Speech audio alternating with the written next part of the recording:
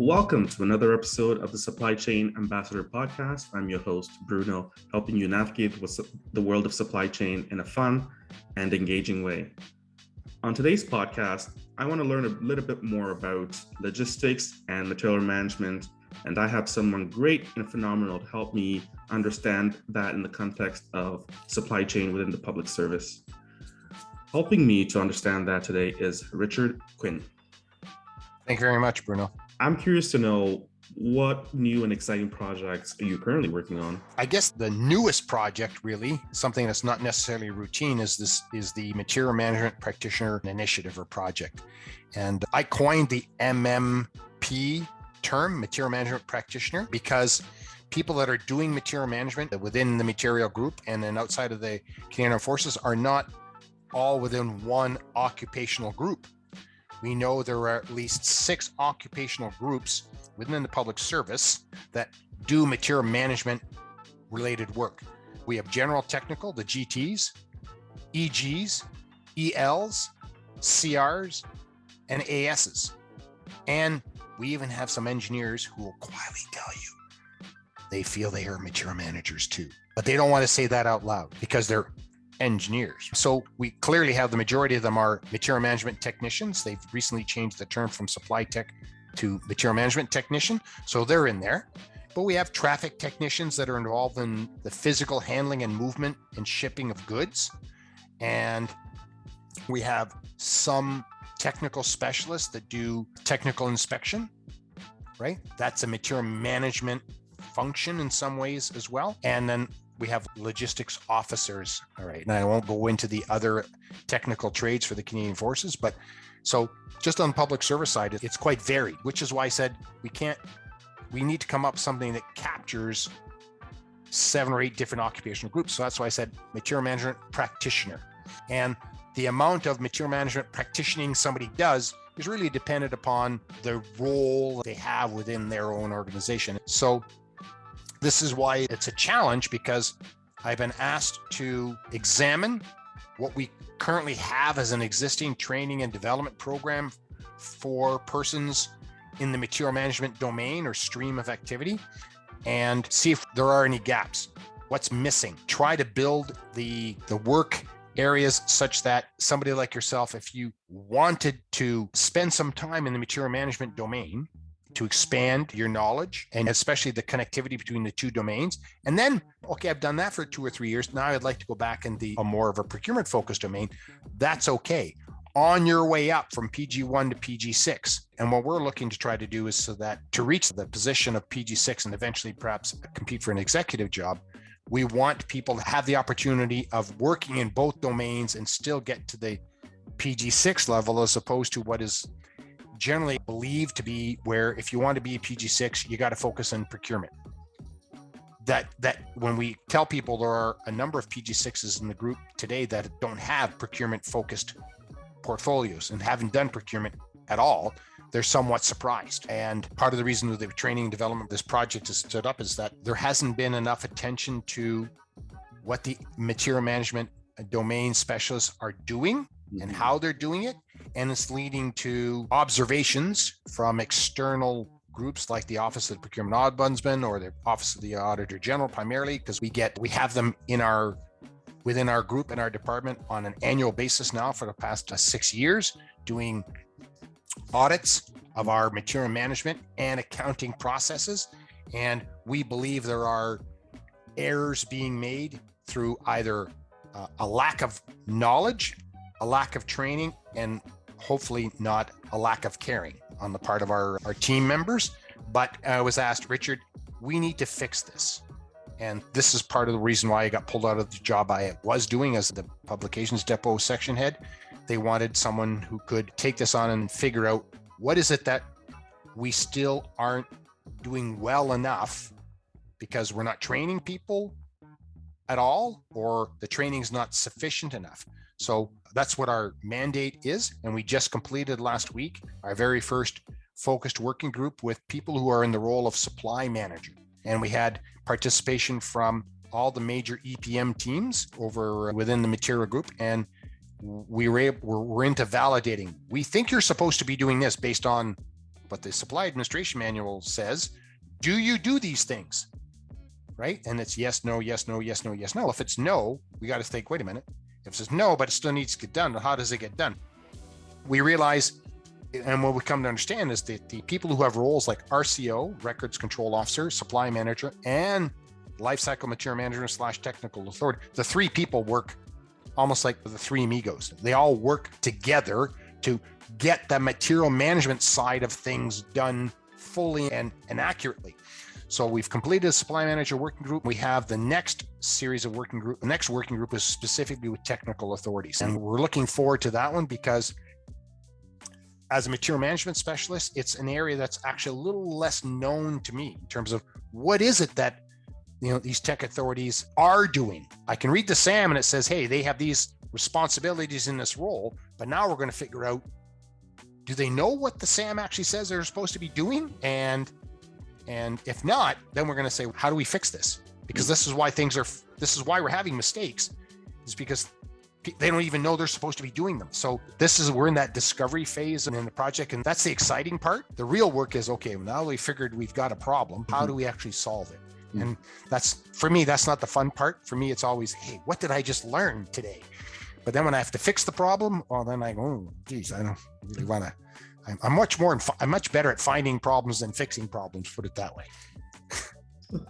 I can't wait when your working group comes around to the procurement side to find a whole whack of problems there. Yeah, we do intend to have a working group with people who have the role of procurement authority, right? Because that's that bridge. Contracting authority we see as just being actually doing the legalese type stuff. Procurement authority is really into that blending of what the client wants, what the system dictates you have to have in place in order to create that a successful vehicle of a contract. And I think we're going to find that the PAs don't really have much depth on the side, and that is something we expect we're going to be putting out there, because all of our work that we're not doing that independently. The PG CMO office that's managed very capably by Katie Abrams and her team of people. They're in deep with us, and we're also connected to the professionalization working group. That is not only looking at the material management domain specialists, but the procurement domain specialists and the engineering domain specialists. All three end up working together really when it comes to solving the acquisition and then sustaining that platform throughout its life cycle. It's not surprising. We hold on to things for a long time in the D&D area, called Sikorsky helicopter being one of them. It came into service the year I was born in 1964. 50 years later, we just finally got rid of it. And nobody anticipated that when they bought it. What advice can you give to our listeners? Much of what I would offer as advice, I've already interspersed in terms of what I've said to you already. First thing I said is learn about what the other domain functions are. So if you're a procurement domain specialist, learn about the material management domain and vice versa, because your listeners need to realize that to be truly and effective supporters of the clients, that doesn't happen unless these two domains work together.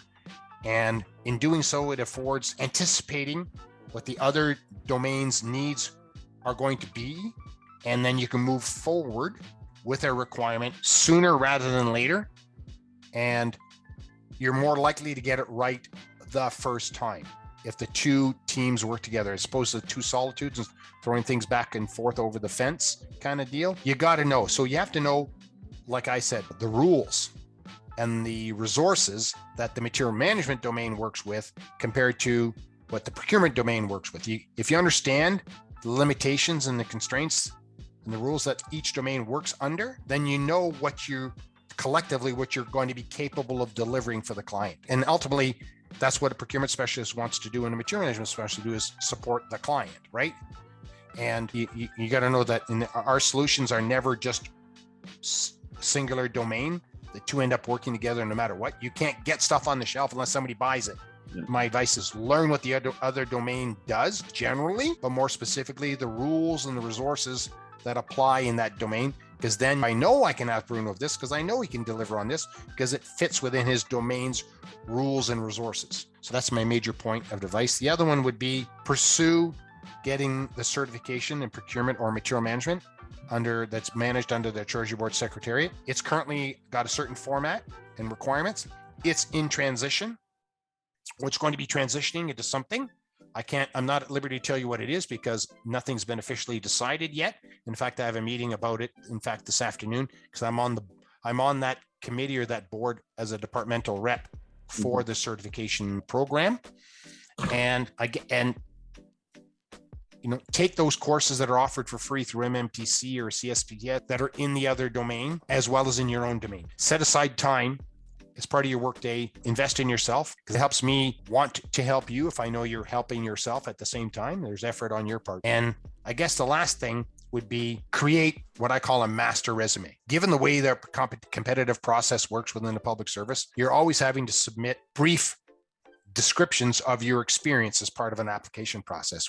As you go through your career and you collect those experiences and put them in a master resume, when it comes time to apply for competition, it really is almost a cut and paste opportunity for you at that point, which allows you to discover a last minute competition opening that you didn't know about because you weren't tracking it. Somebody just told you about it.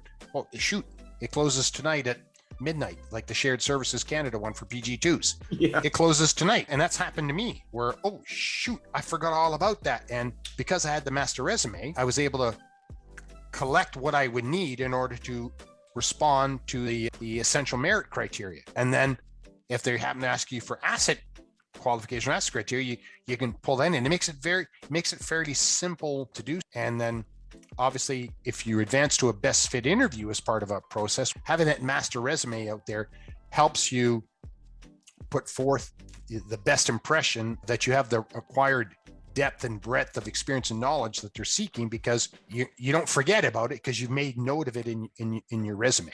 So this is why having a master resume, and I call it a master because it's not the one you would circulate to potential hiring managers, because mine's 10 pages long.